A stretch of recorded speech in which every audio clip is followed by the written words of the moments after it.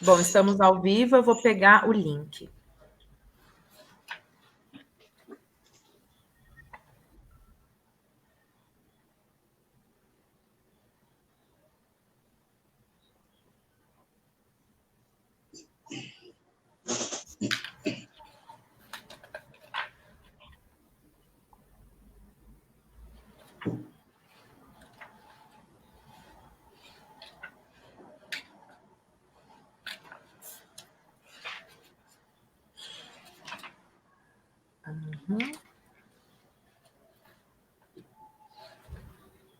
Ok? Só um instante.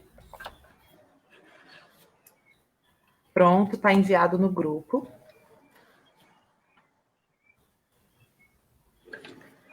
Em instantes a gente vai começar.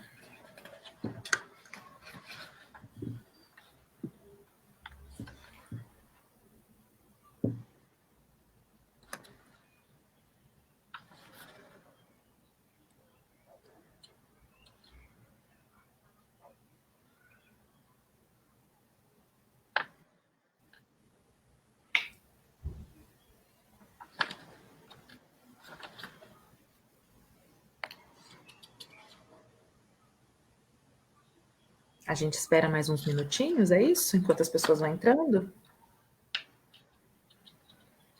Não, acho que a gente podia começar mesmo. Pode começar?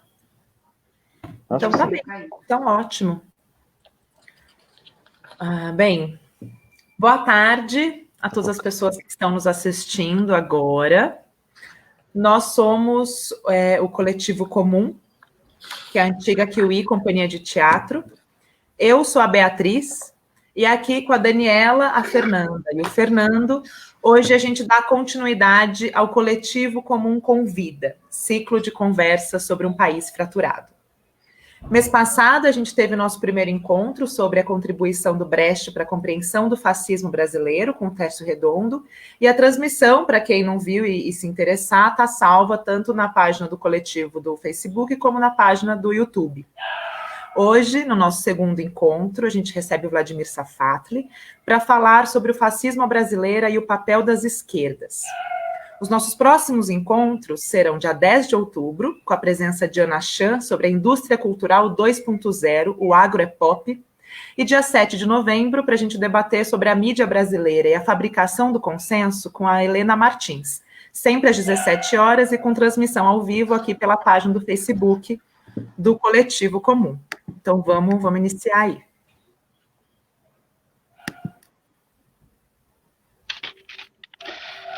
Bom, eu estava procurando uma poesia para falar hoje. Eu vou dizer um texto, não é exatamente um poema, mas ele soa poético aos meus ouvidos. Eu acho que pode ser bom para começar esse encontro. Diz assim: como se reconhece nosso contemporâneo, o Homo resignatus? Como se reconhecem nossos políticos bem moderados? Os da direita do centro, os da direita recentrada, assim como os da esquerda do centro, da esquerda recentrada. Como se reconhecem nossos intelectuais domésticos, especuladores da bolsa ousados durante o dia e pregadores moralizantes durante a noite? Por seus joelhos esfolados, de tantas ajoelhações e genuflexões diante dos novos fetiches e dos velhos ídolos. Por suas costas curvas, de tantos tapas engolidos e reverências vergadas diante do altar dos mercados. Por seu sangue gelado e por sua impassibilidade anfíbia diante da ordem impiedosa das coisas. Por sua soberba indiferença de tantos acomodamentos e tantas renúncias consentidas. Porque nós, que jamais fomos verdadeiramente modernos, deveríamos acordar de repente pós-modernos? Porque nós, que jamais fomos indiferentes, deveríamos nos descobrir de repente cínicos? Porque nós, que jamais renunciamos a rir de tudo, mas não com qualquer pessoa, deveríamos a partir de agora nos contentar em zombar de nada? Além da modernidade, da pós-modernidade, resta-nos a força irredutível da indignação, que é exatamente o contrário do hábito e da resignação. Mesmo que ainda se ignore o que poderia ser a justiça do justo, Resta a dignidade e a incondicional recusa da injustiça. A indignação é um começo, uma maneira de se levantar e de entrar em ação. É preciso indignar-se, insurgir-se e só depois ver no que dá. É preciso indignar-se apaixonadamente, antes mesmo de descobrir as razões desta paixão. Estabelecer-se os princípios antes de serem calculados os interesses e as oportunidades. Essas são palavras do Daniel Ben-Said.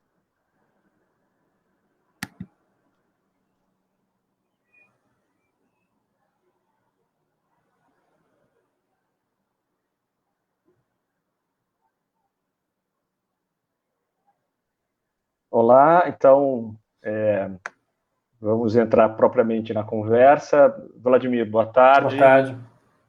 Muito obrigado por você ter aceitado essa conversa. Eu sei que você tem participado de muitos encontros. Para mim é um grande prazer. Pela internet. Tem feito muita... Legal, obrigado. Eu não vou propriamente te apresentar, acho que você é uma figura que tem ocupado o espaço público como um intelectual engajado, um intelectual crítico, importante.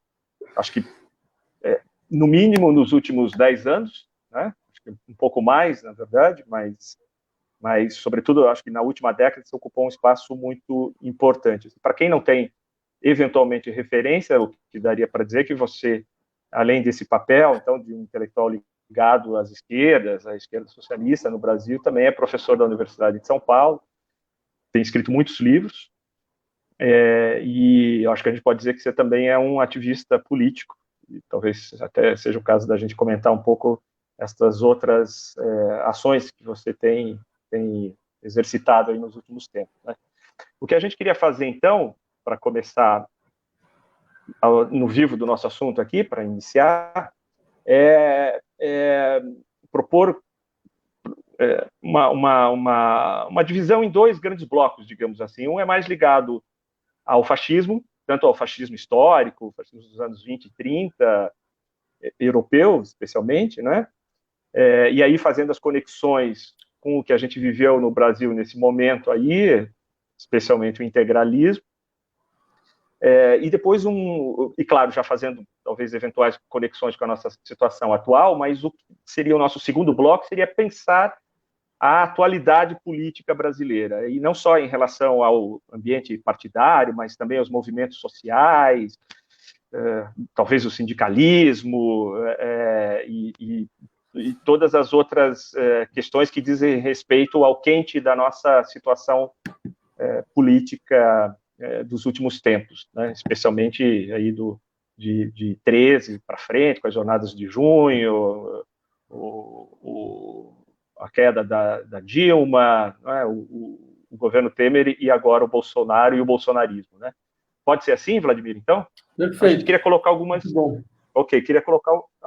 algumas questões para você, e aí a gente vai conversando e todo mundo que está aqui vai entrando na roda, só lembrando que no final está aberto para algumas questões, vamos ver quanto tempo a gente vai usar aqui, mas a ideia é que as pessoas que estão acompanhando esse encontro possam participar também. A Daniela especialmente vai cuidar dessa parte e vai tentar colocar o máximo de questões que a gente conseguir aí do público, ok? Então, eu queria te perguntar, Vladimir, sobre o fenômeno do fascismo. Eu vendo algumas intervenções tuas, eu encontrei, já há algum tempo, antes da gente ter marcado até esse papo aqui, encontrei um pequeno vídeo de 2018, acho, perto do segundo turno, que você falava sobre a definição do fascismo. Eu tentava dar uma definição do fascismo. Um vídeo, eu acho, de 6, 7 minutos, e eu lembro que lá você mencionava o culto à violência. Eu anotei mais ou menos aqui, você pode me corrigir, mas eu lembro que você falava especialmente do culto à violência, do nacionalismo, de uma ideia paranoica de Estado, de uma espécie de comunidade nacional ameaçada, né? Da ausência de solidariedade, e sobretudo a solidariedade genérica, que eu acho que é um tema importante para você, né? E a quarta ideia era da soberania popular, versus, ou a soberania popular, às voltas com a emergência de um ditador, inclusive com traços histriônicos, né, que caracterizaria também o fascismo histórico, e claro que aí já pensando nas suas reedições contemporâneas, né? O que eu te pergunto é assim, o que você acrescentaria mais nessa definição de fascismo? Assim, o que mais que você acha que talvez seja importante para começar a definir um pouco esse fenômeno?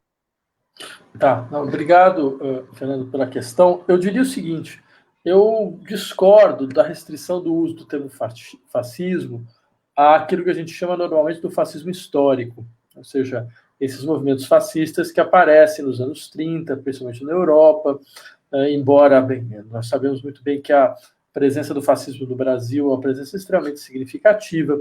Eu lembraria que 2 países normalmente são usados como exemplos fora da Europa para movimentos fascistas fortes, e esses 2 países são exatamente o Brasil e a África do Sul. O Brasil teve, com a Aliança Integralista Nacional, um partido de 1.200.000 membros. Um partido enorme, né? E que deixou marcas profundas na história do país. Então, eu não me restringiria só a esse uso histórico. Eu acho que é importante a gente falar também de um fascismo estrutural. Fascismo estrutural significa o fascismo aparece como uma latência imanente ao funcionamento normal da democracia liberal, né? E eu acho que é possível dizer isso porque há estruturas de personalidade autoritária que são normalizadas no interior das nossas democracias, há processos de violência e segregação que também são normalizados, eles são setorizados, mas eles estão lá de uma maneira absolutamente orgânica dentro do funcionamento normal das nossas democracias, e em certas circunstâncias, aí há questões históricas, há questões econômicas que devem ser também levantadas, em certas circunstâncias, essa latência ela pode se transformar em um traço hegemônico da sociedade. Eu insistiria que, para além dessas 4 características que você mencionou, e que eu ainda preservaria como características diferenciais para a definição do fascismo, dizer, um culto generalizado da violência através da transformação da sociedade em uma estrutura militarizada. E essa militarização da sociedade ela pode passar, por exemplo, pela generalização das dinâmicas de milícia, que é um pouco como a gente vê no caso brasileiro. O segundo ponto, essa concepção, digamos, paranoica de Estado-nação, onde a identidade aparece como elemento profundamente defensivo, onde a ideia de fronteira, a ideia de imunização aparece como elementos decisivos para a integridade do corpo social. O terceiro ponto, que é a indiferença absoluta, né? Aí acho que há uma questão que me interessa muito, que é o tipo de circuito de afetos que o fascismo precisa mobilizar, e um deles é a indiferença. A indiferença absoluta à sorte das camadas mais vulneráveis, historicamente vulneráveis da população, né? Então, essa impossibilidade de criar um tipo de solidariedade, a ideia de solidariedade genérica me parece importante, porque é um tipo de solidariedade que ela não conhece fronteira. Então, ela é solidariedade com todo e qualquer sujeito, independente desse sujeito portar ou não algum traço identitário comigo, né?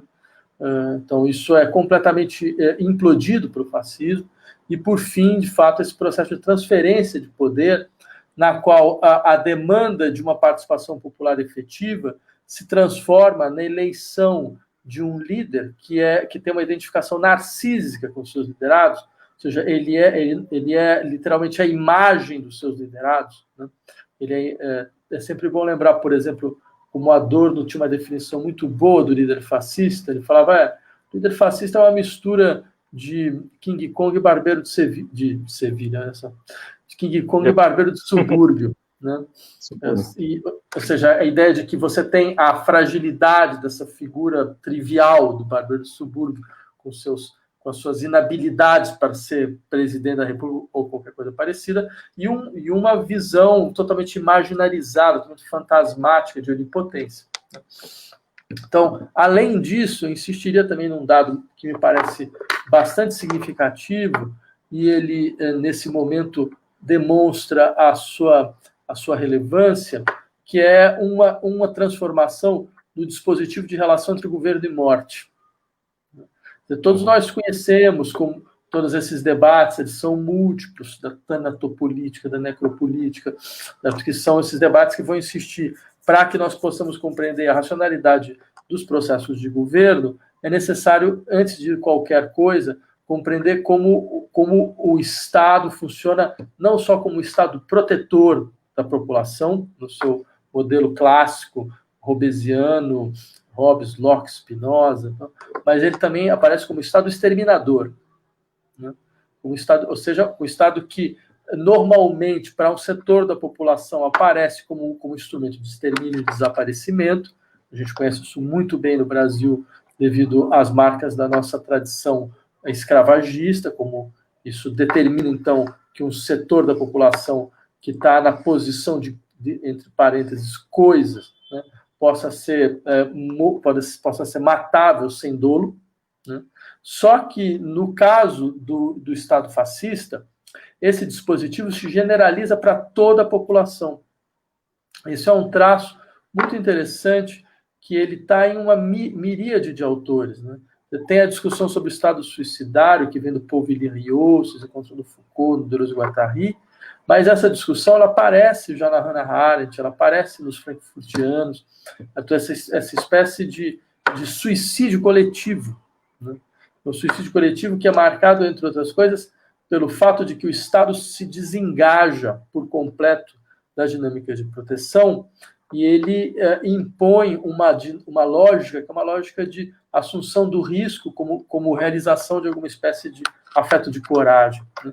Só que eu insistiria, isso significa, numa situação de guerra, nós conhecemos muito bem como isso funciona, né? Ou seja, isso funciona, inclusive, através dessa realização macabra, que é esse telegrama 71, que aparece do Estado fascista, onde o Hitler ele emite um telegrama no final da Segunda Guerra, dizendo, bem, se a Alemanha perdeu a guerra, se nós perdemos a guerra, que a Alemanha pereça, então, onde ele exigia que o exército alemão destruísse toda a infraestrutura, ainda que restava das cidades, né, jogando praticamente a Alemanha na Idade Média, mas em situações de paz isso também pode ocorrer. E a gente está vendo isso no Brasil, como ocorre essa espécie digamos, de produção da indiferença generalizada através de uma lógica suicidária do Estado. Vladimir, eu acho que você avançou vários temas, acho que é muito provável que a gente volte a abordá-los, mas eu queria insistir um pouquinho na experiência histórica brasileira. Você citou o integralismo, você está falando do Plínio Salgado, claro, você falou de mais de 1 milhão de associados, né, à ação integralista brasileira, mas eu queria, eu acho que eu nunca te ouvi falando sobre isso, pelo menos não me recordo, assim, dessa experiência circunscrita aí, né, brasileira, circunscrita, mas que na verdade teve um retorno dos anos 50.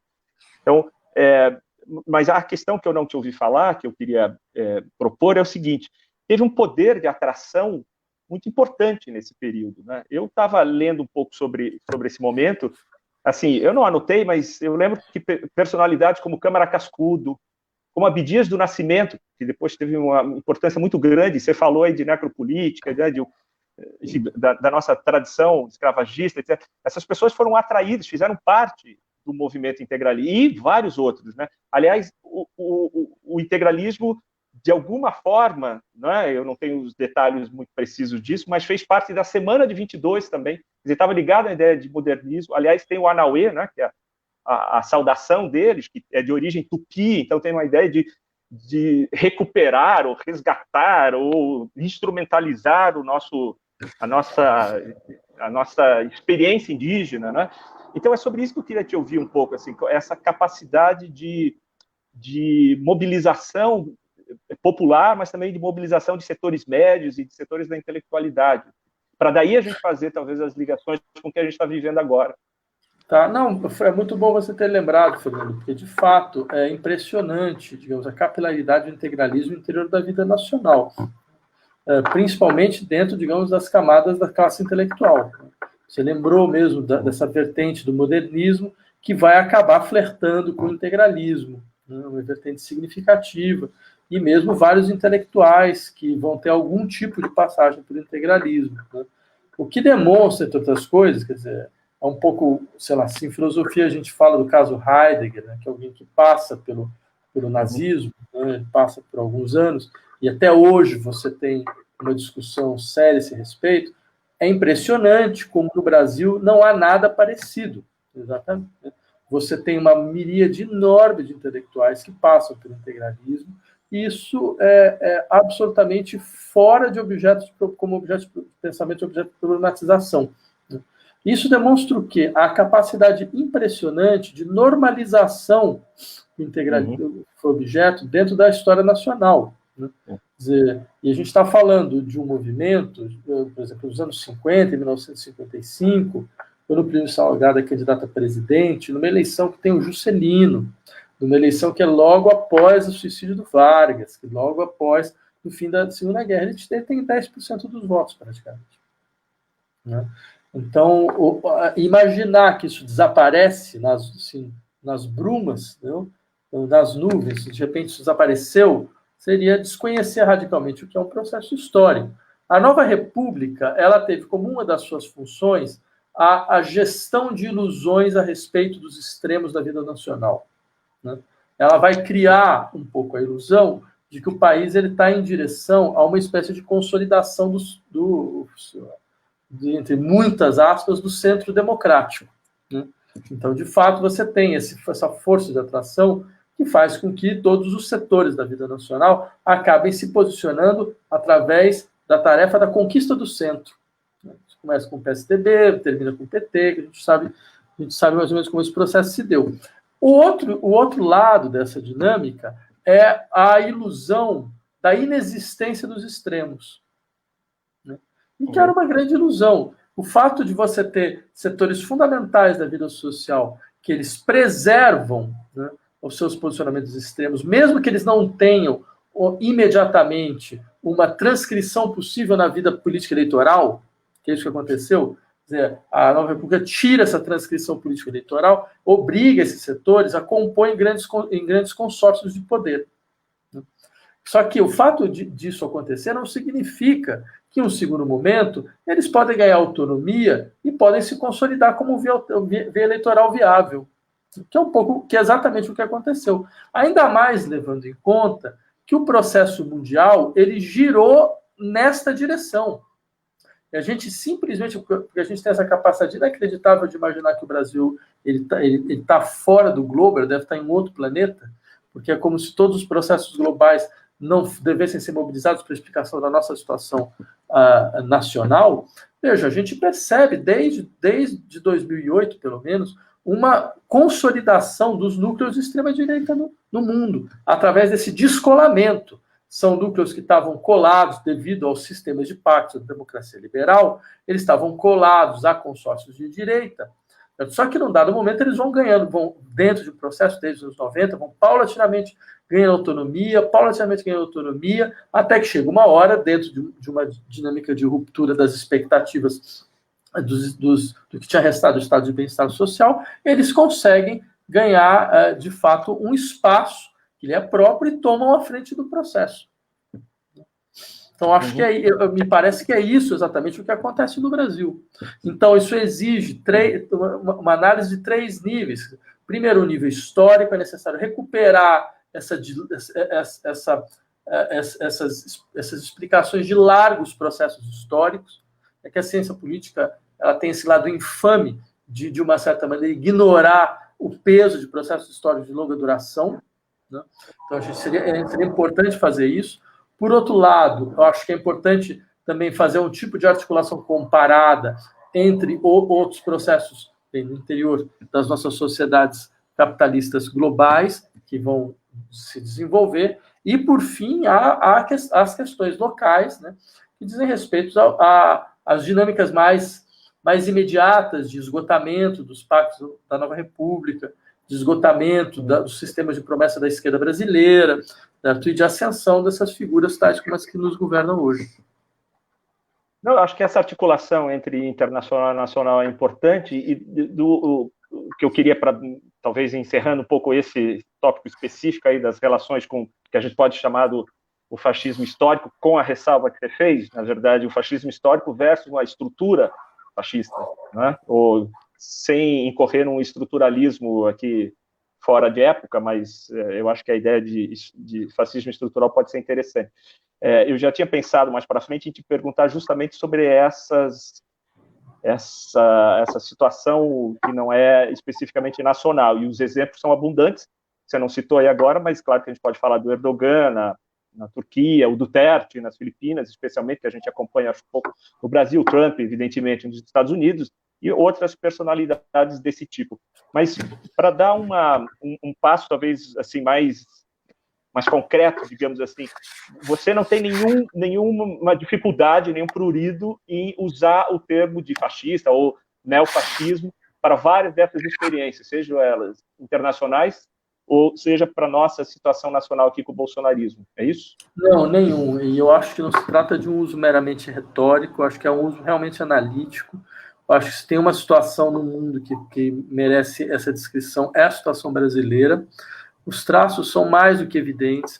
Quer dizer, eu fiz esse vídeo que você citou exatamente para fazer um pouco esse tipo de indução, para falar, olha, veja bem, se esses são os traços definidores do fascismo, o Brasil ele preenche todos os traços, né? Então, se ele preenche todos, bem, então a consequência que se impõe é que então nós estamos numa situação fascista.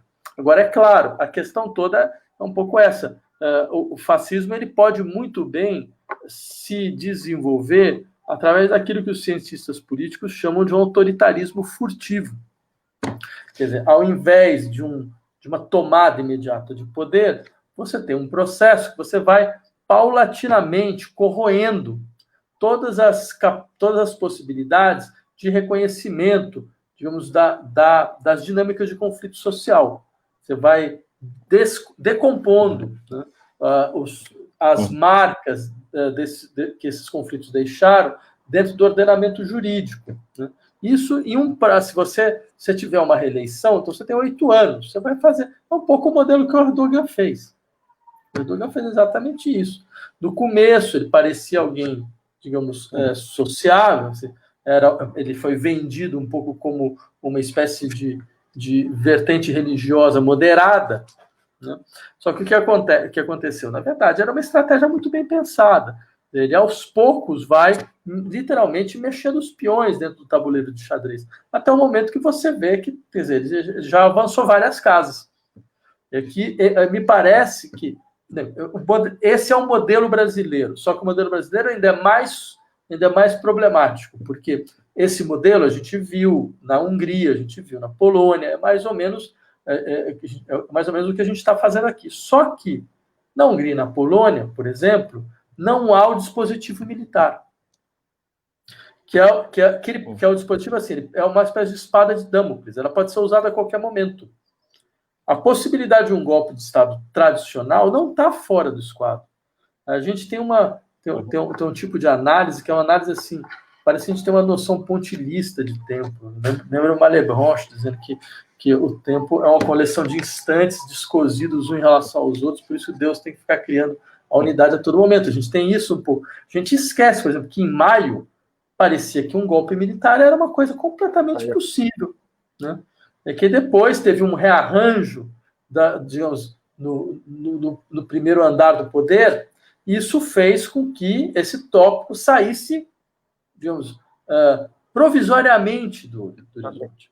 Nada impede que ele volte, exatamente, nada impede que o Bolsonaro ele vá consolidando o seu poder e num determinado momento que ele se sinta mais forte, ou num determinado momento que um conflito social brutal se explodir, um pouco como a gente está vendo agora, então essas imagens aterradoras de um caminhão de carne que cai no meio da cidade, as pessoas vão desesperadas atrás de carne, já mostrando exatamente o tipo de precarização, né, e pauperização que todas essas populações estão submetidas. No momento que isso se generalizar, não é nem um pouco impossível que ele jogue também essa carta, né?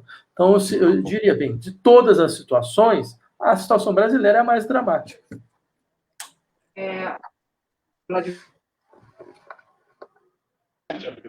Opa. Ixi, Fernanda, está cortando a sua fala. Estão me ouvindo? Acho que agora talvez você consiga me ouvir melhor. Bom, acho que isso tem a ver também com o fato da gente não ter acertado as contas com o nosso passado, né? Com o passado da ditadura, acho que é uma coisa que você fala bastante também em vários dos encontros, das lives, né? A diferença para o Chile, a diferença para a Argentina, a diferença para outros países latino-americanos. Mas eu queria emendar aqui numa pergunta, já continuando aqui no Brasil. Você escreveu em 2012 que o Lula será lembrado no plano político pela sua incapacidade de sair dos impasses do presidencialismo de coalizão, no livro A Esquerda que não tem me dizer seu nome, que, aliás, é um título que eu adoro. Bom, ele foi incapaz, então, o Lula, de lidar com essa situação, ou o projeto político do PT não incorpora mais, hoje, um horizonte real, concreto de transformação? Sim, eu acho que foi uma escolha feita dentro de um processo longo, quer dizer, eu diria que isso vai se impondo paulatinamente nos anos 90 e chega nos anos 2000, chega com a vitória do Lula, já com uma coisa mais ou menos consolidada. É que a gente não queria ver, né, mas os índices estavam todos lá, desde a Carta ao Povo Brasileiro, quer dizer, tudo isso demonstrava muito claramente que nós não teríamos um governo de ruptura, né? E eu insistiria num determinado aspecto, quer dizer, essa inexistência de governo de ruptura aparecia como uma astuta estratégia de uma espécie de reformismo gradual, né? Gradual e seguro, né? Não tinha anistia gradual e segura, a gente teve também o reformismo gradual e seguro. A gente ia andar passo a passo, mas não teria retorno, não teria regressão. E a gente viu que o mínimo que possa dizer que a estratégia era um wishful thinking, né? A estratégia realmente ela se demonstrou completamente inadequada para a situação nacional. Tanto que, ao contrário, o que a gente teve foi a pior de todas as regressões. Porque é uma regressão em campo vazio. Ou seja, é uma regressão no momento em que, devido ao preço desse reformismo fraco, a esquerda vai perdendo a sua configuração ideológica clara, ela vai perdendo a sua força de projeção, ela vai se transformando em uma esquerda de gestão, em última instância. É uma esquerda de gestão de políticas públicas, ponto, né? E com este horizonte, não tem nada além desse horizonte.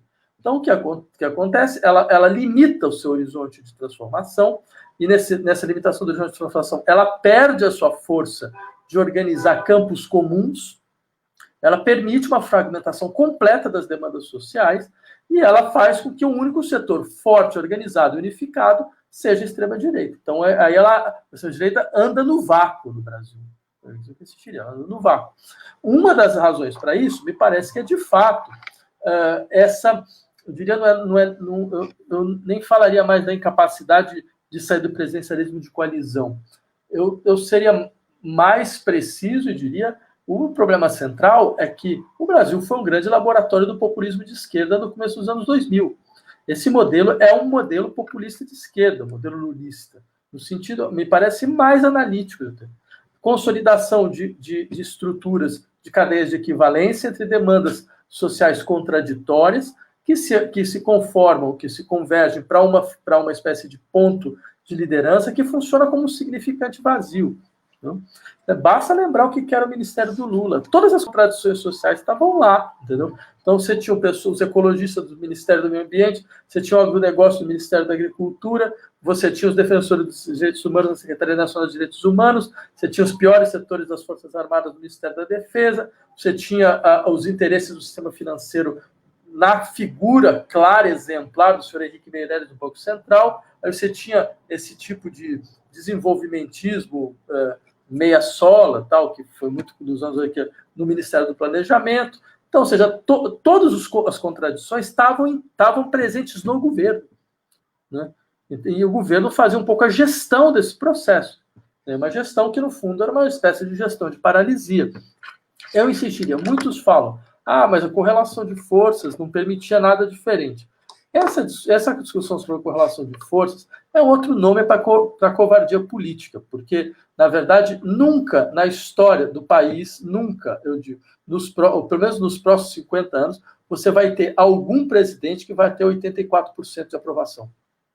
Isso, ou seja, isso, diga-se de passagem, é uma coisa extremamente rara, né? Isso ocorreu. Quer dizer, se você não consegue com 84% de aprovação, certo? Impor uma dinâmica que seja uma dinâmica na qual você pode querer alguma coisa muito, muito distante, mas você acaba conseguindo alguma coisa no meio, né, que é importante, você não consegue com 84%, você não vai conseguir nunca. Isso me parece, na verdade,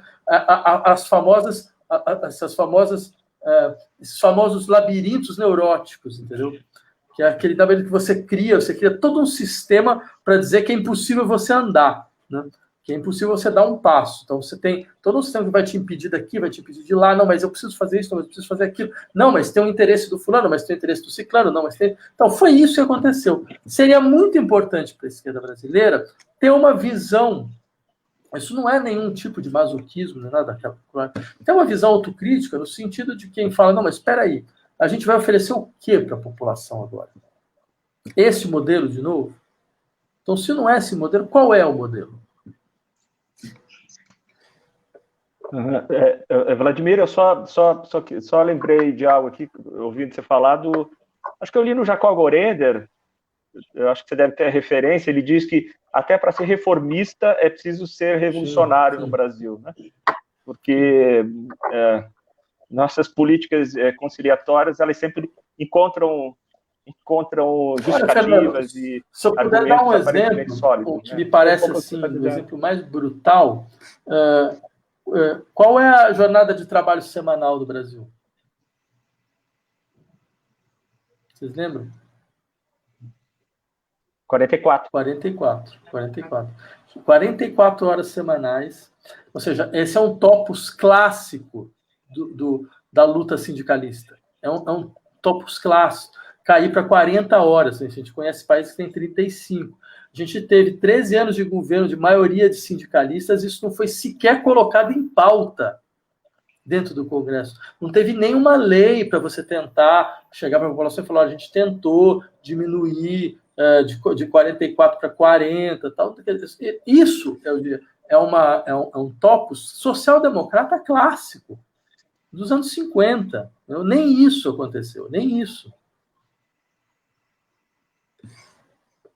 Vladimir, eu queria te fazer, na verdade, 2 perguntas. Vou juntar 2 em uma, tá bom? Aí você se sinta à vontade aí para responder. A primeira é com relação ao quadro partidário atual, né? A gente sabe que você tem uma boa interlocução aí com setores políticos que estão organizados em partidos. Aí, claro, a gente não podia perder a oportunidade de te perguntar como é que você vê o quadro partidário atualmente. E a outra coisa é sobre as formas de resistência ao bolsonarismo e ao fascismo.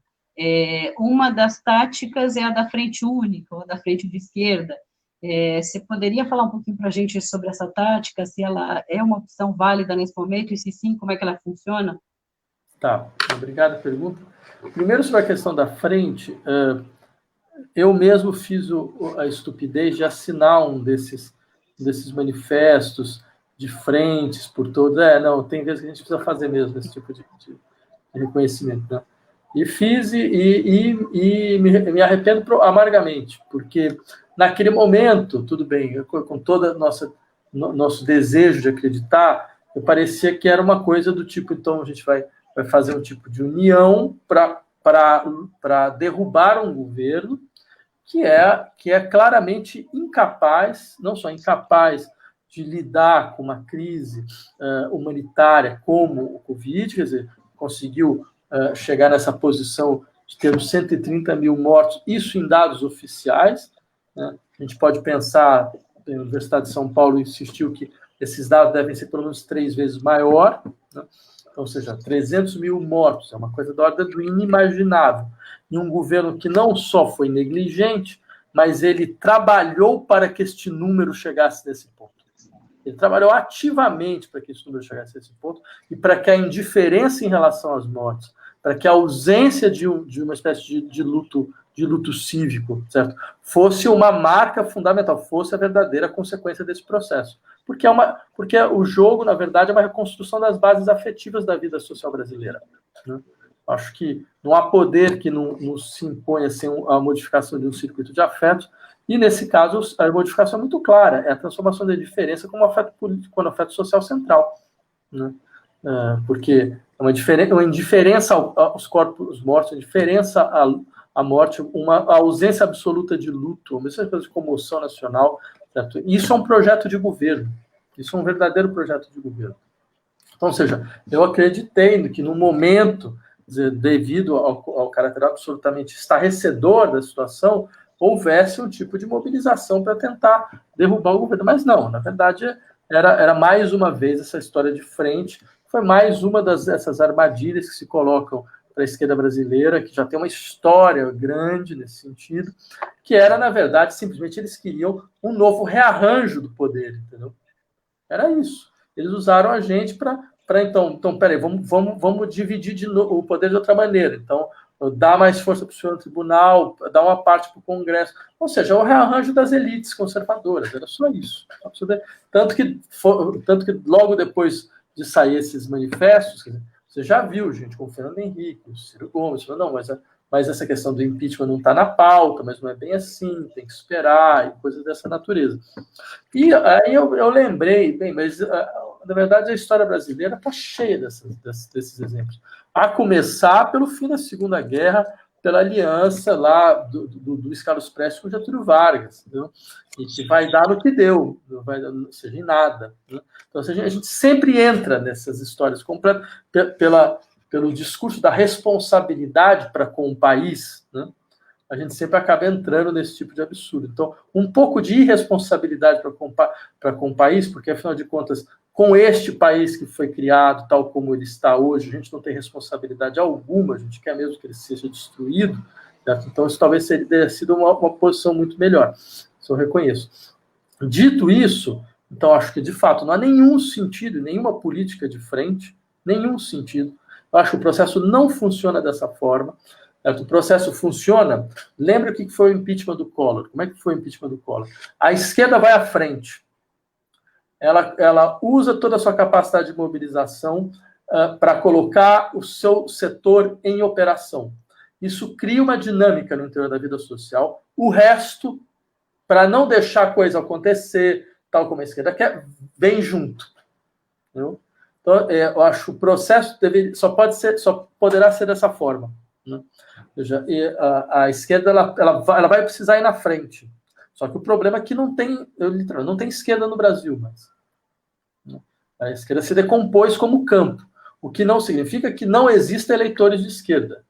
Ao contrário, eu diria, há muito claramente 30% da população brasileira que, se você falar, vamos pintar nossa bandeira de vermelho, eles vão falar, vamos embora, hoje. Entendeu? Então, são 30% que têm uma história longa, são 30% orgânico da esquerda. A história da esquerda brasileira vem de 1922, entendeu? Ela vem da fundação do Partido Comunista Brasileiro. Então, ou seja, é uma história muito longa. São gerações e gerações que votam na esquerda. Você tem isso. E claro que você tem os outros setores, de outra maneira. Mas esse setor ele vai de 20% a 30%. Se esse setor estiver bem constituído, mobilizado, organizado e unificado, aí você tem alguma coisa de diferente dentro da vida nacional. E essa deveria ser a verdadeira luta nesse sentido, né?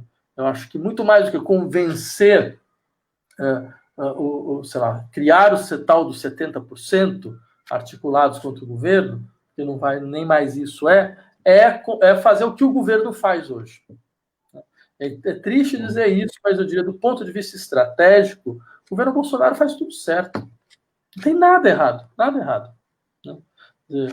Ao contrário, há uma inteligência política evidente. Eles sabem que não é mais possível imaginar que você vai criar governos que constituam maiorias na população. O governo Trump, por exemplo, ele passou todos esses 4 anos sem nunca alcançar 50% de aprovação. Nunca. né? Ele gira na mesma faixa, 40, 40 e pouco, 42, 47, mas o que ele faz? Ele governa para a sua base. Ele consolida a sua base. Na crença de que essa base, ela se transforma na base aguerrida, unificada com o nome próprio, e dentro do processo eleitoral você vai quase assim no canelada a canelada, entendeu? Você vai para um processo no qual vai ser decidido em 2%, 3% no final das contas. E que pode ganhar, e que pode de fato funcionar. O Bolsonaro faz algo mais ou menos assim.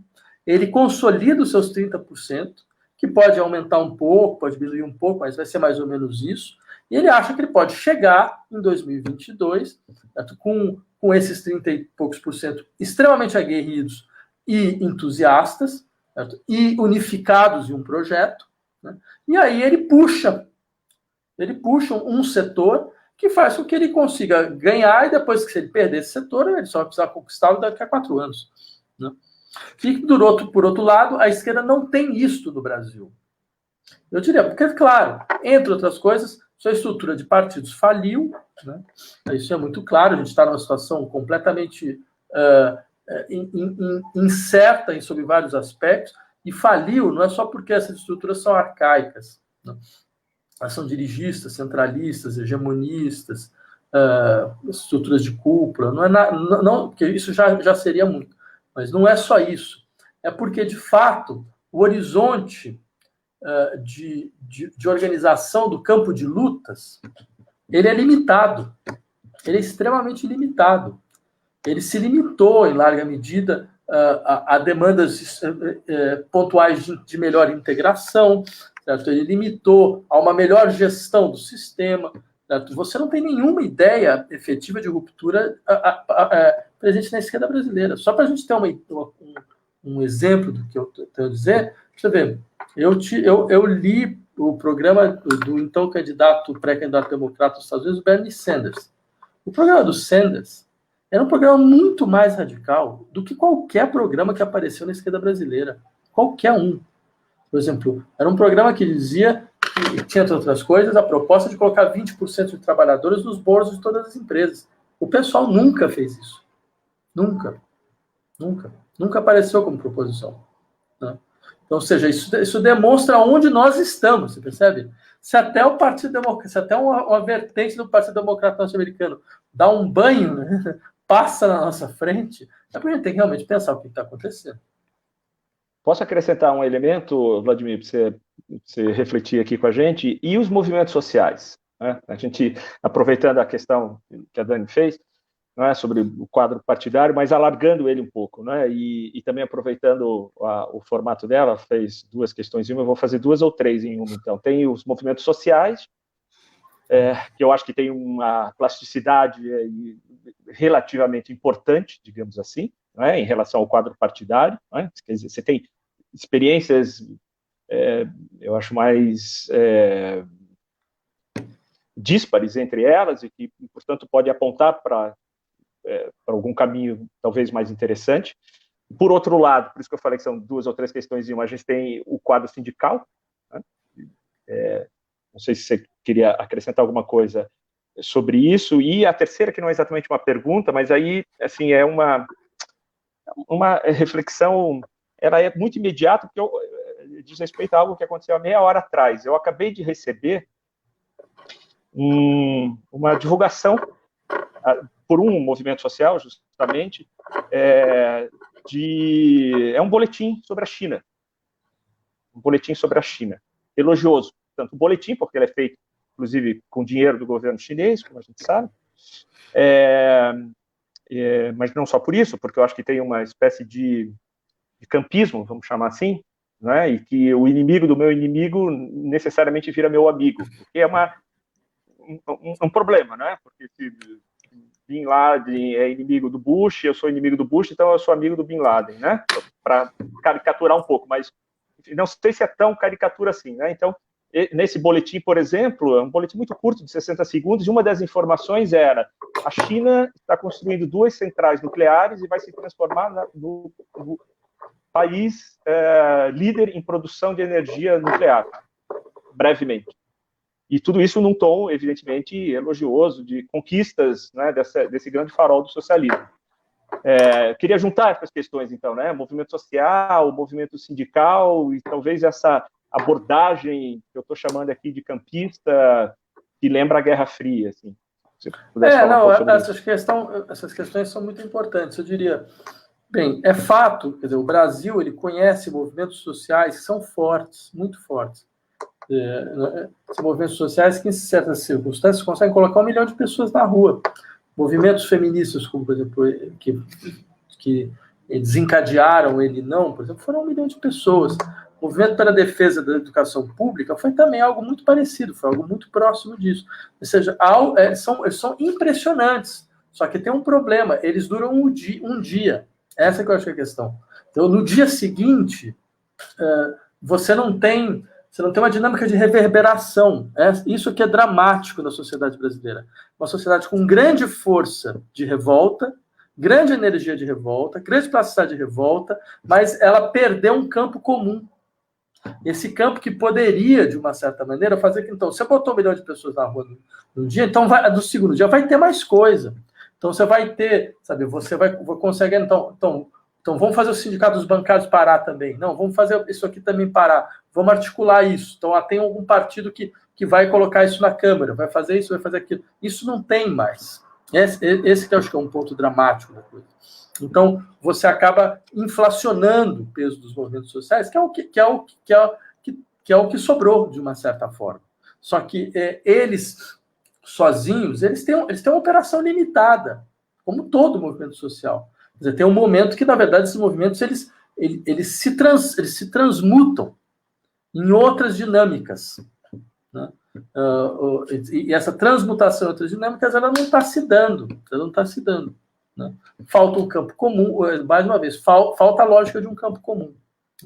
Por outro lado, por exemplo, você fala do quadro sindical, eu não faria a crítica abstrata aos sindicatos, tal, porque acho que o meu hegelianismo não permite assim, fazer crítica abstrata do Estado, dos sindicatos, porque eu acho, por exemplo, a gente viu situações atuais onde os ditos sindicatos mortos acabam tomando frente de um processo de mobilização que ninguém dizia que era possível, mas teve países onde você teve greves de mais de 2 meses, 2, 3 meses, e foram dinâmicas de sindicatos. Então, ou seja, a questão toda é, essas estruturas elas vão permanecer, que elas não podem ser compreendidas como uma espécie, sabe, do sujeito revolucionário do processo histórico. O sindicato nunca foi isso, nunca vai ser. Né? Ao contrário, a gente conhece 1 milhão de situações nas quais os sindicatos é a trava do processo. Né? Mas aí vem um pouco o paradoxo do processo, da dinâmica política. Mas tem situações onde eles têm uma função. Né? Então, se você consegue... A questão do campo comum é assim, você consegue articular uma série de atores e de demandas sociais, mas se esse campo comum ele tem uma dinâmica revolucionária, você empurra todo mundo para frente. O Adorno tem uma colocação muito interessante, que ele diz assim, nos momentos onde o espírito do mundo ele toma frente do processo histórico, certo? Pessoas medianas conseguem fazer muito mais do que elas normalmente fariam. E nos momentos onde isso não existe, mesmo as mais grandes figuras possíveis, elas não conseguem passar da sua situação mediana.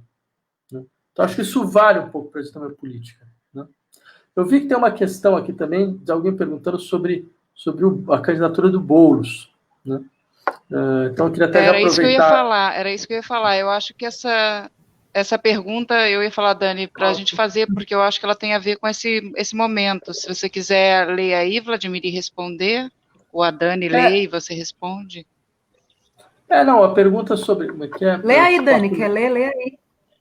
Para todo mundo escutar, se for o caso. Ela cita que temos o Guilherme Boulos em segundo lugar aí nas pesquisas, né, na corrida pela cidade de São Paulo, e ela fala assim, já há segmentos liberais e os chamados liberais de esquerda, a boca pequena, inclinados à sua pré-candidatura. Espanta essa aproximação pelo fato do Boulos ser um líder de movimento de moradia urbano, que teve baixa votação na corrida presidencial. Como é que você avalia esse quadro? Não, eu acredito que isso demonstra, primeiro, que o voto de esquerda existe, o voto claramente de esquerda existe, nas grandes cidades, em cidades médias do Brasil, isso é muito evidente, certo? E que a gente está num processo de tentativa, assim, de deslocamento do eixo, quer dizer, do eixo do debate, um deslocamento onde você precisa de uma clarificação da esquerda, né? Eu quero entender isso um pouco dessa maneira, como você vai ter uma necessidade cada vez mais explícita de, da mesma forma como a extrema-direita conseguiu consolidar bem o seu extremo, a esquerda precisa consolidar bem o seu extremo. Dentro da dinâmica política atual, não é possível mais essa conversa, não, vamos fazer grandes frentes, um pouco tentando imitar o que pretensamente teria ocorrido, por exemplo, nos Estados Unidos, com a candidatura Biden, todo esse tipo de coisa, que é, mais uma vez, uma candidatura extremamente frágil, que pode perder. Extremamente frágil porque é uma lógica que a gente viu na Itália. Acho que a Itália ela é um pouco laboratório, na verdade, desse processo, né? Por uma série de razões. A Itália tinha uma grande história de esquerda, nos anos 70, nos anos 80, tinha uma maior partido comunista da Europa Ocidental, tinha movimentos autonomistas de uma força inacreditável, e vai dar em um império do Berlusconi, que depois vai abrir espaço a um fascismo real, né? O fascismo do Silvini. Então. E o que aconteceu na época do Berlusconi? Era todos contra um. Então, pouco importava qual era, de fato, a configuração ideológica desses todos, porque o que importava mesmo é o contra um. Né? Então, quem definia o horizonte político, quem dava a agenda política, era o contra um, era o Berlusconi. Né? Era a única força política efetiva. Então, esses processos de frente tem exatamente esse problema. E o que acontecia nesse processo de frente? A esquerda desaparecia. Porque aí ela entrava num consórcio de governo. Mas para o consórcio de governo não se decompor, é necessário que a gente limite nossas demandas. Então, isso aconteceu uma situação tal, a gente está falando de esquerda que não tem que dizer seu nome, quer dizer, na Itália você não tem nem mais um partido que se chama de esquerda, né? Então virou o Partido Democrata, quer dizer, que é um nome mais anódino possível, mas porque de fato a posição é anódina, né? Então eu diria, esse tipo de problema, de risco, pode ocorrer no Brasil. Então essas dinâmicas de você tentar clarificar a esquerda, eu acho que elas são centrais. Vladimir, você lembra do filme do Nanni Moretti? O Nanni Moretti está, eu não lembro qual deles é agora, mas ele está vendo acho que é o da Lema, na televisão. E ele diz alguma coisa de esquerda. Eu não lembro também o nome. E aí ele acrescenta. Não, mas não sei se você lembra a sequência. Ele está vendo um debate na televisão da Lema, do que era o Partido Comunista Italiano, que mudou de nome depois. Né? E depois ele diz, na sequência, ele fala, diz alguma coisa social-democrata. Depois ele diz alguma coisa. Só. Quer dizer, eu acho que é isso o Nanni Moretti, que vamos combinar, não é exatamente um marxista revolucionário, né?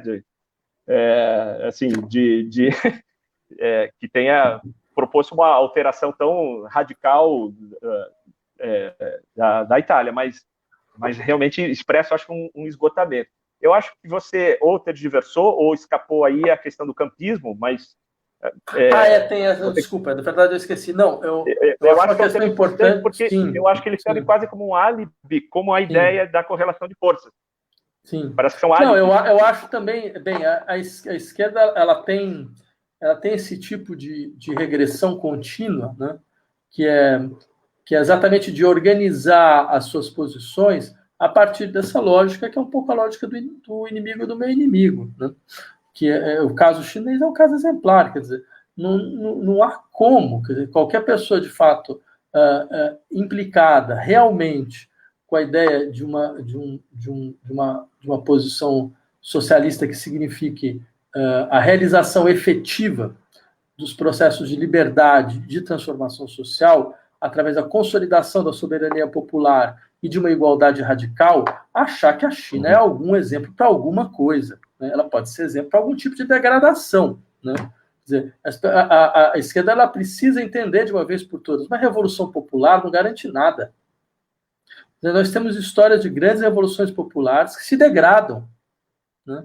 O processo revolucionário ele não garante as suas sequências, né? Por mais que ele seja um processo real e efetivo, ele não garante suas sequências. Né?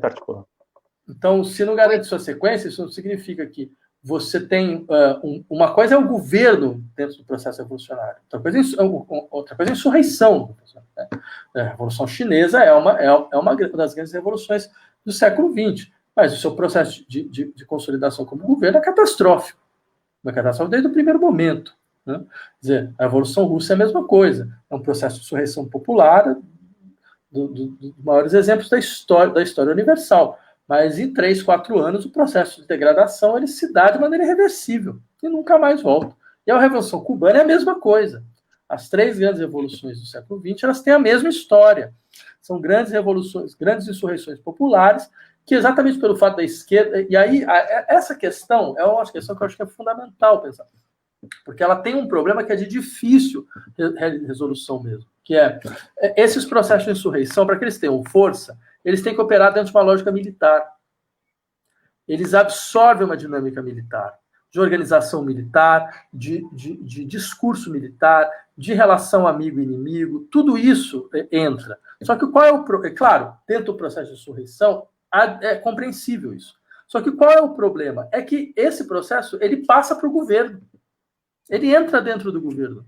Então, a dinâmica, a lógica militar, ela entra dentro do governo.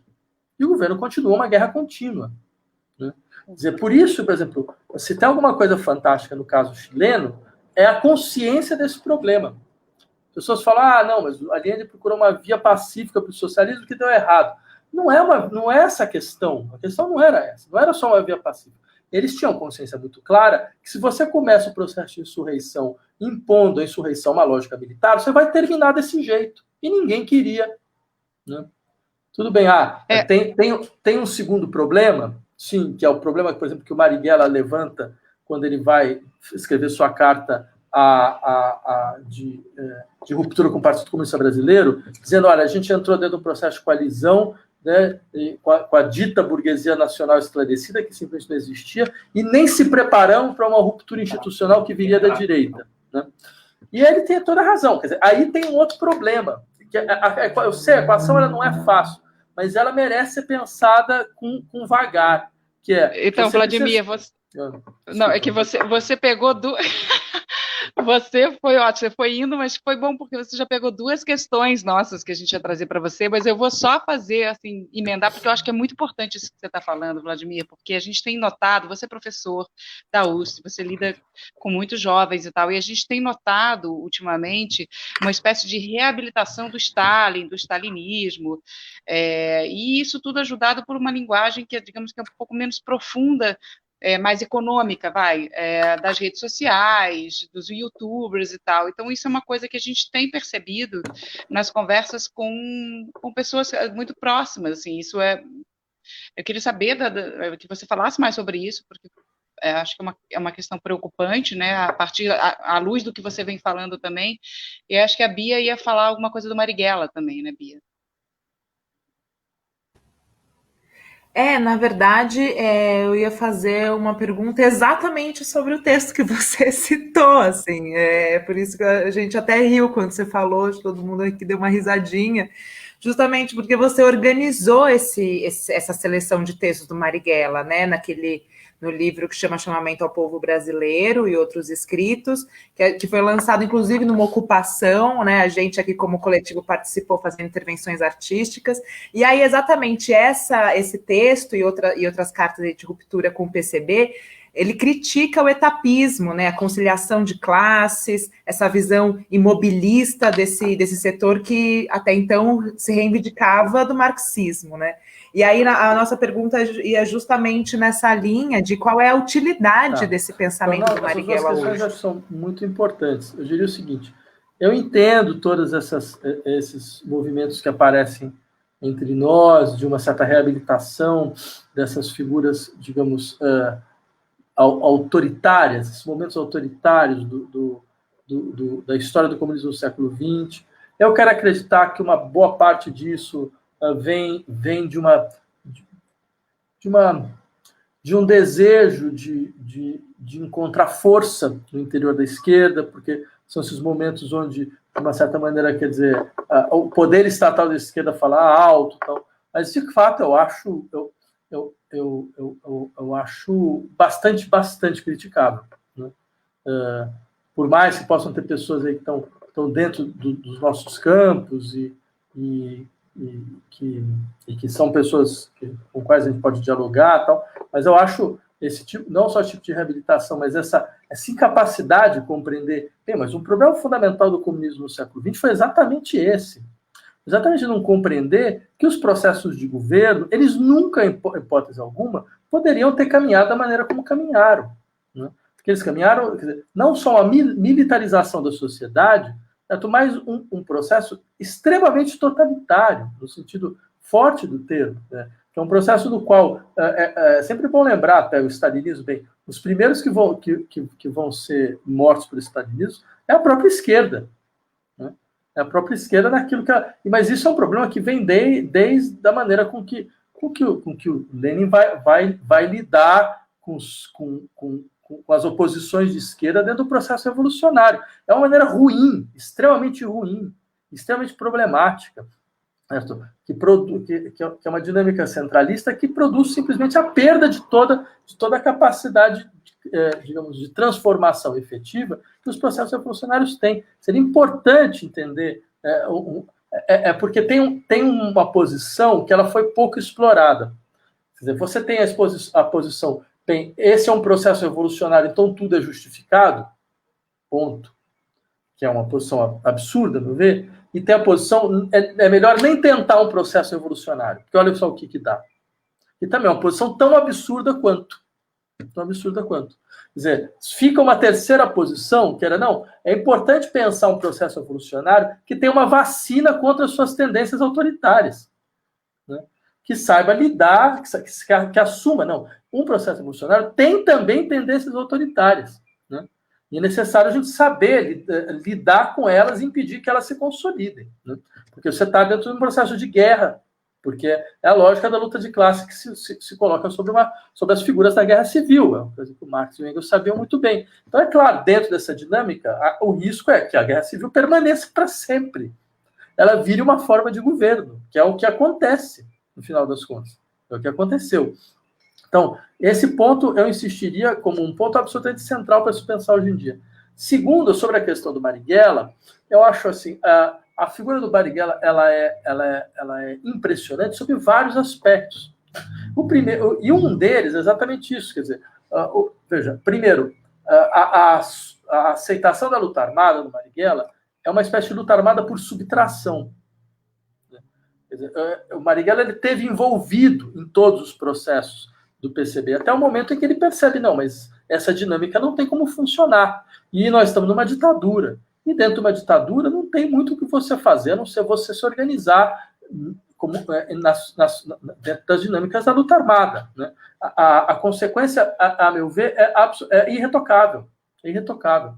É que o Brasil tem um pouco essa coisa absolutamente medonha, né? de fazer com que aqueles que participaram da luta armada, além de terem a sua maneira, entre muitas aspas, perdido, que eles se sentam culpados por isso. Como se tivessem sido culpados por uma análise equivocada, né, que teria produzido, na verdade, simplesmente recrudescimento do regime. Isso é de uma covardia histórica mais absurda possível. Certo? Ou seja, primeiro, o direito de resistência é um direito elementar de toda qualquer população. Segundo, imaginar um povo que, submetido a uma ditadura e não se revolta e não pega em armas, mas isso sim, aí todo mundo podia pegar o avião e ir embora, porque um povo como esse não pode existir, não tem a menor condição de existência. É um povo que aceita de maneira completamente subserviente os processos mais brutais de sujeição e de servidão. Mas o que é isso? O que é isso? Isso não faz o menor sentido, né? Quer dizer, não há nenhum erro dentro desse processo. O processo é absolutamente justificado e totalmente correto, né? O erro é que ele não tenha sido, digamos, multiplicado como deveria ter sido multiplicado. Agora, por outro lado, é sempre bom lembrar, quer dizer, o Marighella faz esse tipo de de escolha em uma situação que é uma situação, você percebe, que é uma situação excepcional, uma situação de ditadura militar, né? Quer dizer, ele não coloca essa questão fora da ditadura militar. Então, existiria a esquerda latino-americana, ela luta, entre outras coisas, por isso que eu acho que a questão do modelo chileno é interessante. Ela luta com a procura de organizar um processo real de transformação social em direção ao socialismo, certo? Sem que a consolidação militar da sociedade se imponha. Né? E essa é uma equação fundamental, ela é difícil de resolver, é verdade. Ela é hiper difícil de resolver. Mas ela precisa ser pensada. E sequer ela é pensada. Inclusive, recentemente apareceu aí nos nossos debates a questão do Chile novamente, por causa do 11 de setembro, né? Foi ontem, 11 de setembro. Né? Eu acho até que você andou também discutindo a experiência chilena e de fato, talvez essa oposição, o MIR, por um lado, né? Fuzil, um dos slogans dele, mas, por outro, a via pacífica, eleitoral, parlamentar, em uma grande medida, do Allende, deu no que deu. Então, de fato, tem um impasse aí. Mas tem se bem que é importante teórico, conceitual, histórico, evidente. Né? Assim, a gente sabe o que aconteceu na história, isso é inegável.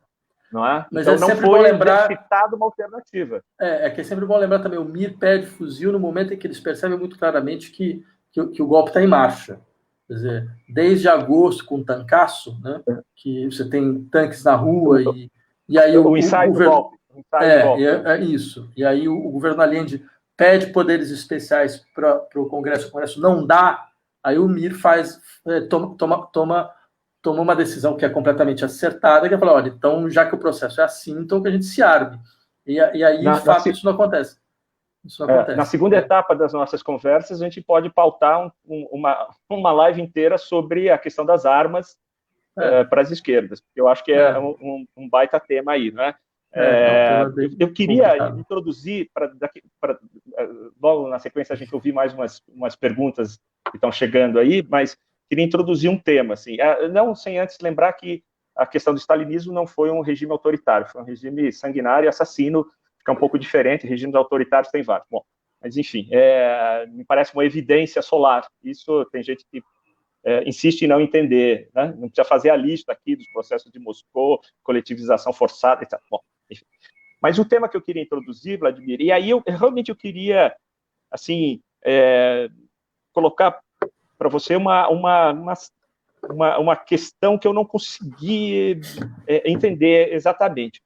Me pareceu que teve uma certa, não sei escolher a melhor palavra, um reajuste nas suas próprias posições em relação às questões de reconhecimento ou das chamadas políticas identitárias. Eu não sei se tem alguma mudança, se foi o embate com a nossa realidade agora, porque esse tema é candente e está explodindo em todo lugar, né? Mas eu queria te ouvir um pouco sobre isso. Assim. Então, claro que tem uma oposição central, eu acho, que você pautou várias vezes, eu estou dizendo de uma certa evolução ou uma certa reacomodação do teu pensamento, porque eu lembro de textos lá de trás, justamente, de 2012, e um texto bem recente agora, em que eu acho que você pode refrescar para a gente aí, você começa dizendo que você não tinha avaliado o peso da epistemologia ocidental, não é? Enfim, como uma afirmação de identidade violenta, digamos assim, né? Autoritária. E o debate se coloca, me parece, entre universalismo, qual universalismo concreto, abstrato, né, o universalismo da matriz ocidental nossa versus os particularismos e a questão do neoliberalismo, que talvez tenha também se espalhado com tal força e impregnado uma parte, inclusive, do movimento que se pretende emancipatório. Tá. Não, obrigado pela questão. Você deve estar se referindo ao último texto que eu escrevi no Meu País sobre identitarismo branco, né? De fato, não, minha posição não mudou em uma linha. Ela é só, a meu ver, a consequência inelutável das posições anteriores, né? Quer dizer, eu sempre insisti na compreensão de que o uso essencialista da categoria de identidade do corpo político era uma catástrofe. Que eu posso entender usos provisórios, acho que eles são estrategicamente justificáveis, porque eles expõem circuitos de repetição de violência que constituem a vida social. Então, eu posso até dar um exemplo muito claro. Sei lá, anos atrás, quando eu escrevia na Folha de São Paulo, a Folha de São Paulo fez um editorial quando o governo, acho que o governo então da presidente Dilma, aprova leis contra o feminicídio. E eles fazem um editorial criticando as leis, dizendo que era populismo jurídico, porque já tem leis contra a violência, não tem porque tem leis porque repetia as leis. E eu insistia que não, que a análise estava completamente equivocada, porque, na verdade, exatamente essa era uma das razões pelas quais essa violência se perpetuava, porque tentava se passar com... É uma violência da sociedade, a sociedade é violenta. E não é verdade. A sociedade ela tem marcadores de violência. Então, ela marca gêneros, certo, como objetos de violência, independente de classe, independente de religião, independente do que é de raça, do que quer que seja. É pelo fato de ser mulher. Certo? Então, cabe ao ordenamento jurídico nomear aquilo que a sociedade não quer ver. Certo? Então, ele tem que explicar, como se o ordenamento jurídico falasse, não, nós reconhecemos há um circuito específico de violência marcada pelo gênero. Né?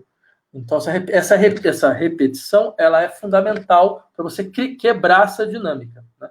Então, eu acho isso é um uso estratégico e provisório da categoria de identidade, porque trata de dizer, a universalidade real ainda não existe.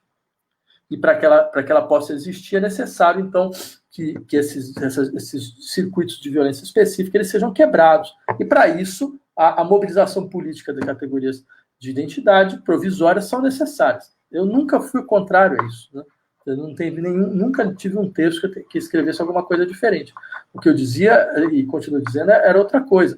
O uso essencialista da categoria de identidade é politicamente catastrófico, né? E ele me parece, girar contra a emancipação. Né? Eu acho que, de fato, como dizia o Adorno, a identidade é a forma originária da ideologia. Né? Só que a questão é que, vendo um pouco como os debates se deram nesses últimos tempos, e eu sempre via com desgosto, porque achava que os debates estavam sendo feitos de uma maneira muito ruim, para mim era claro que aqueles ligados a movimentos, esses movimentos de luta de reconhecimento, que muitas vezes eram descritos como movimentos identitários, que eles não são. Esses movimentos, o movimento negro, o movimento LGBT, o movimento feminista, não é um movimento identitário. Eles são os verdadeiros movimentos universalistas. Eles são movimentos que dizem, não, a universalidade ainda não existe, a gente quer construir. Mas para construir a gente precisa de uma igualdade real. Essa igualdade real também não existe. Então, ela vai ser por luta que essa igualdade real vai se construir. Né? E por uma série de dispositivos que visam, entre outras coisas, mostrar à sociedade como ela é identitária, na sua violência. Né? Como ela marca, de uma maneira muito clara. Então, dito isso, o que para mim parecia muito claro é que as críticas a esses movimentos que vinham de alguns, elas se equivocavam num ponto fundamental. Que muitos desses movimentos falavam, não, mas espera aí, mas tem um identitarismo branco que vocês nunca trabalharam. Né? E aí vale o dito do evangelho, entendeu? Você não pode querer tirar o cisco do olho do outro se você tem uma trave no seu olho. Né? E, de fato, essa dinâmica do identitarismo, ela existe. Né? Eu falei sobre a questão da filosofia porque me era mais próximo e para mim era completamente evidente, entendeu? Quer dizer, e não era uma coisa qualquer. Quer dizer, a filosofia, nesse sentido, é o dado de você ter essa ilusão de que só existe filosofia no Ocidente, né? Era uma maneira, entre outras coisas, de dizer só a liberdade no Ocidente, só a razão no Ocidente. Então, o resto é arcaísmo, né? E o resto não vai nos fornecer nada no que diz respeito às nossas lutas por emancipação. Então, o que acontecia? É claro, esse procedimento era um procedimento de desqualificação das experiências de liberdade e de emancipação que estão presentes em outras formas sociais. Que não só nessas formas que, de uma certa maneira, se desdobram dentro de um horizonte que é próprio ao capitalismo. No fundo, por um lado, eu glosei o Marx, falando das comunas russas, que dizia mais ou menos isso. Não, você pode... Esses processos, eles não estão vinculados à dinâmica global do capitalismo, mas eles podem produzir dinâmicas de emancipação. E glosei também os 2 primeiros capítulos da dialética do esclarecimento, onde o Adorno Horkheimer falava, não, essa história de que a razão é uma produção grega e o resto é mito, de que a Europa é um continente do logos cercado de mito, é uma ilha de logos cercada de mito por todos os lados, isso não faz o menor sentido, porque o processo é de intervenção contínua de razão em mito. Se a intervenção contínua de razão em mito, então nem nosso modo de vida é totalmente racional, ao contrário, ele está sempre vinculado às dinâmicas do mito que ele nunca conseguiu ultrapassar. Se o Marx fala em fetichismo para falar da realidade social, era exatamente isso, para falar, olha, a gente fala que essas sociedades não ocidentais são arcaicas, por isso a gente a descreve como fetichistas. Não, fetichistas somos nós. Né? Então, ou seja, tanto isso, quanto também aquilo que nós chamamos de pensamento mítico. Oi. Desculpa. Não, pode terminar, por favor. Tá. Aquilo que nós chamamos de pensamento mítico, ele está marcado por experiências que são constituintes de uma dinâmica de emancipação e de racionalização social. Então, só para finalizar, dito isso, eu acho que dentro de uma tentativa de construção de uma universalidade concreta, eu não abandonaria esse conceito em hipótese alguma, tanto que o texto que eu escrevi termina um pouco assim, ele termina com a Revolução Haitiana, lembrando que os haitianos criaram isso. Eles criaram isso ao falar quem são os negros, né? Quem são os pretos aqui, são aqueles que lutaram conosco, inclusive os poloneses, né, que lutaram conosco também dentro do processo revolucionário. Ou seja, a luta por uma universalidade concreta é a luta política fundamental, não tem a menor dúvida. Mas para que ela possa, de fato, se realizar, é necessário entender identitarismo que tem de todos os lados. Então, a primeira coisa que a gente deveria fazer é colocar em questão aquele que nós naturalizamos também. E a gente já está aí com 1h20 de debate, mas eu queria ainda te ouvir falar sobre 2 questões, e aí a Dani só vê se tem alguma pergunta, alguma coisa, as pessoas estão comentando bastante no Facebook, mas assim, tem que ver se tem realmente alguma pergunta. Mas eu queria só... Tem duas coisas que eu queria lançar aqui. Uma é a questão do ecossocialismo, né? Seu entendimento sobre isso, né? O Michel Lovy, por exemplo, outros teóricos marxistas têm certeza de que a gente não tem mais como discutir o papel da esquerda sem passar por esse debate, né, ecológico, do meio ambiente.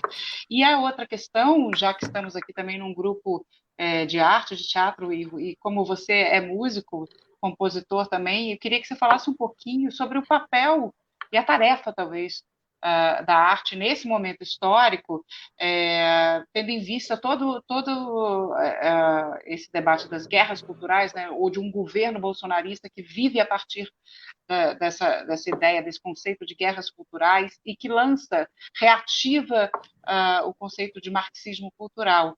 Então, desculpa, eu sei que são 2 temas assim, que a gente poderia falar muito também, mas eu realmente não queria terminar sem... A gente não queria terminar sem te ouvir falar um pouco sobre essas 2 coisas. Não, só de maneira esquemática, já que a gente está no final, eu diria, eu acho que a proposição do ecossocialismo é uma proposição absolutamente central, né?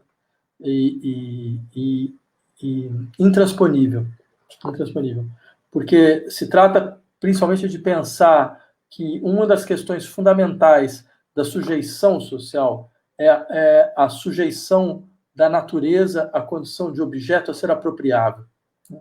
A condição de propriedade, seja a propriedade coletiva, seja a propriedade individual, certo? Ou seja, essa situação ontologicamente, eu diria absolutamente aberrante, de que nós dividimos o mundo em pessoas e coisas, nos quais as coisas elas não são sujeitos, então elas são aquilo que podem ser apropriável, mas apropriável dentro do sentido da propriedade, dentro do sentido de possessão, dentro do sentido de transformar isso em estoque, em meio, né?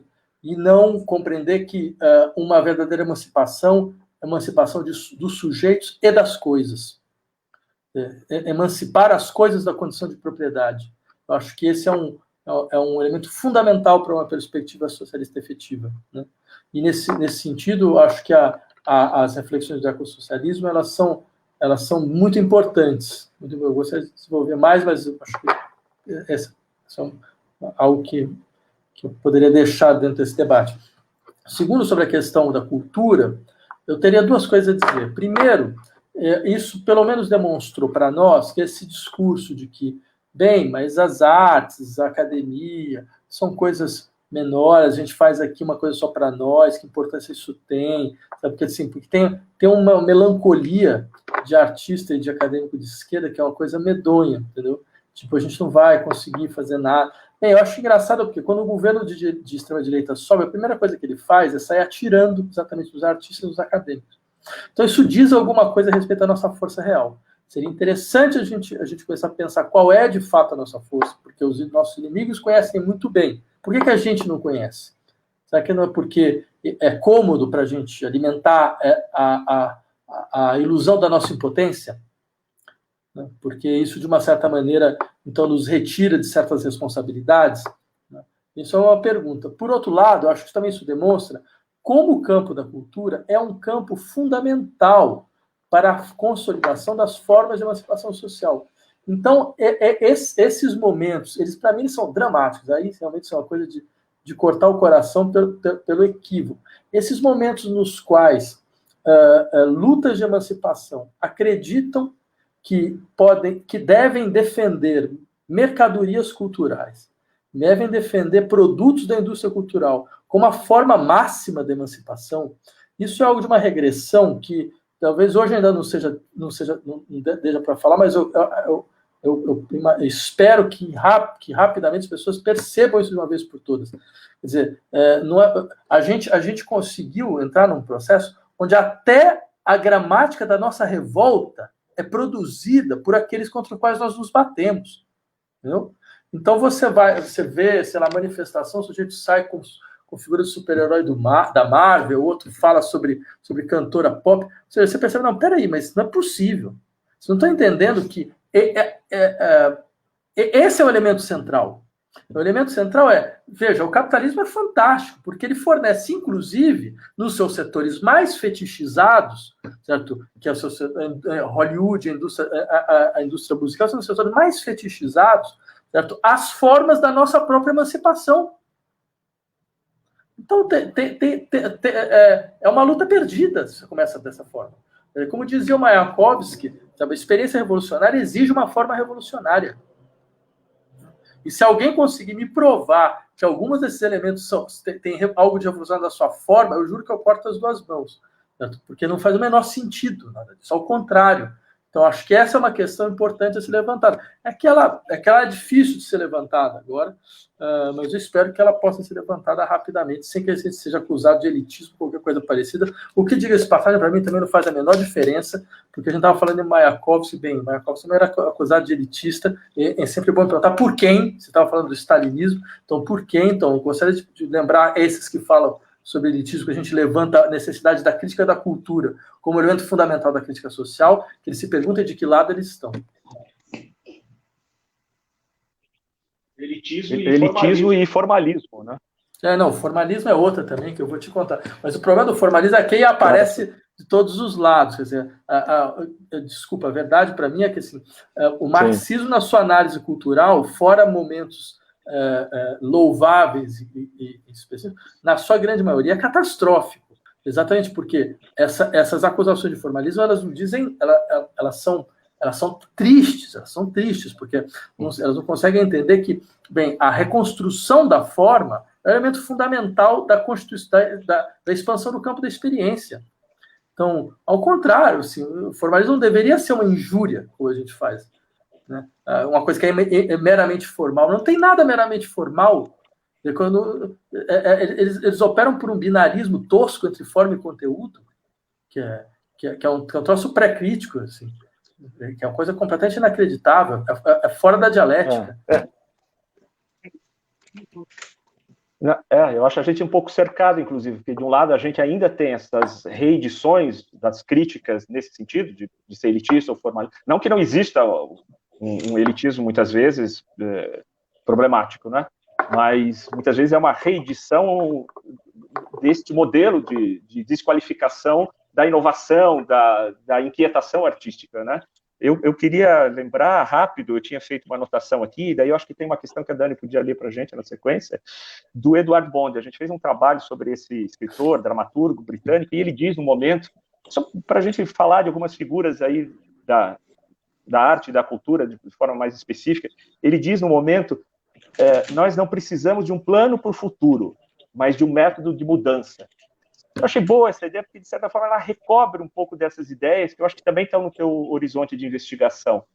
Não é? A gente não tem respostas, bom, aí dá para voltar ao Marx também, que escreveu meia dúzia de linhas, eu acho, sobre o quê? Sobre a sociedade futura, não é? Escreveu um pouquinho lá na crítica do programa de Gotha, sobre questões mais concretas, digamos, mas escreveu muito pouco, porque talvez o que interessasse para ele fosse exatamente essa ideia de qual é a nossa hipótese estratégica, não é? E que o Edward Bond, esse britânico aí, que está vivo ainda, não é? Com 80 e tantos anos, chamou de um método de mudança, né? Acho que podia passar para a Dani, talvez. Acho que tem uma questão que valeria a pena ouvir, não? Tem uma questão que chegou agora há pouco de um grande parceiro aí da companhia, do Adailton, e acho que tem bastante a ver aqui com a discussão e com a gente. Então, ele diz o seguinte: a esquerda não negligencia demais a força da arte na emancipação, discutindo apenas os aspectos econômicos? Qual partido de esquerda tem uma discussão profunda da arte? Não, nenhum. Eu acho que daí tu tem toda a razão. Eu acho que, inclusive, volto a insistir. Fora raros momentos da reflexão da esquerda, né? Bem, sei lá, a Escola de Frankfurt, Rancière, alguma outra coisa. Os autores marxistas que falam sobre artes são normalmente catastróficos. Normalmente catastróficos. Eu não teria outra palavra a descrever, né? Exatamente, entre outras coisas, porque... Né? Não, só ia falar do Raymond Williams, talvez o Thompson aí, né? Sim, o Williams sim, especialmente, sim. O Thompson mais marginalmente, sim, que era artista ali. Não, claro, como eu falei, você tem exceções louváveis e formidáveis, mas você tem também uma espécie de horizonte comum que é muito problemático. E o horizonte problemático é o seguinte, por exemplo, voltando a essa questão do formalismo, dizer, que uma obra seja incomunicável, né, ela... Em uma sociedade na qual a comunicação é uma impostura, é um conteúdo de verdade a incomunicabilidade. Né? Que ela recuse claramente certas dimensões da comunicação como horizonte natural do processo linguístico, é uma força política, no sentido mais forte do termo. Certo? Quer dizer, é que muitas vezes a gente tem uma leitura da força política da arte como força de mobilização de pautas, força de mobilização de sensibilidades para questões de opressão e coisas dessa natureza. Mas eu diria isso, a arte faz muito mal, em larga medida. Ela faz muito mal. Você tem dinâmicas de linguagem que fazem isso muito melhor. Né? Eu acho que o que a arte consegue fazer, realmente, que só ela consegue fazer, é mostrar como há uma dinâmica de opressão que vem da naturalização dos processos de visibilidade, de percepção, de sensibilidade, imanentes ao próprio funcionamento normal da linguagem. Ela nos desacostuma da ordem. Né? E acho que esse é o elemento central. Ela nos mostra até que ponto a ordem está arraigada de uma forma tal que a gente sequer percebe, e ela nos lembra que, afinal de contas, as ordens podem ser decompostas. Né? Então, nesse sentido, as obras mais formalistas, né, sei lá, elas são as mais, elas não por outra razão, elas são formas totalmente revolucionárias. Mallarmé, né, Pousselin, vocês percebem? Quer dizer, negligenciar a força política dessas experiências a meu ver, não entender o que política significa. Vladimir, eu vou juntar mais duas questões aqui do público e aí a gente encerra, tá? A primeira diz assim, Vladimir, pensando em termos de mobilização dos afetos políticos, é possível pensar em alguma estratégia para a esquerda mobilizar e furar a bolha da indiferença? E a outra sem otimismo gratuito, há saída para o Brasil? Então, a primeira, eu insistiria, dentro desse processo da pandemia, ficava claro como uma possibilidade, que até agora não se consolidou, era a consolidação do afeto de solidariedade genérica. Eu insistiria, genérica é genérica, significa solidariedade com aqueles que não parecem comigo, que não têm os meus traços, que não fazem parte do meu território, que não fazem parte da minha comunidade.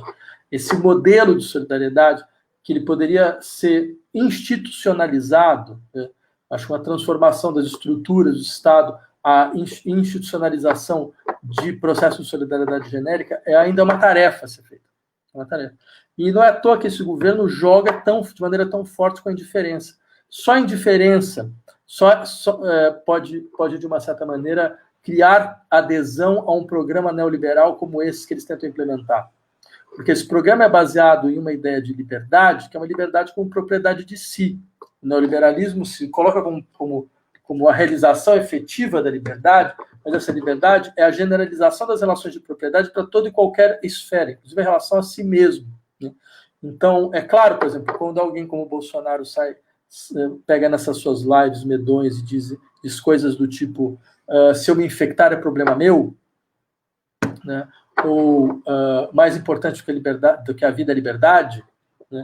A gente pode achar bizonho, mas essa é a realização terrorista da ideia de liberdade como propriedade de si. É a realização terrorista da ideia de liberdade liberal, né?